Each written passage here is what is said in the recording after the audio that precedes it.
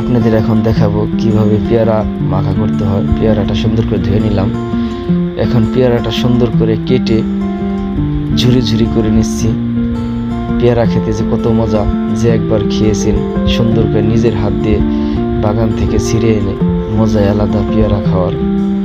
আমি নিজে হাতে পেয়ারা সুন্দর করে কেটে মাখাবো। এখন ছুরি দিয়ে কেটে নিচ্ছি ফালি করে। এখন মরিচ নিয়ে আসলাম, কাঁচা মরিচ দিয়ে সুন্দর করে ঝুরি ঝুরি করে কেটে নিচ্ছি।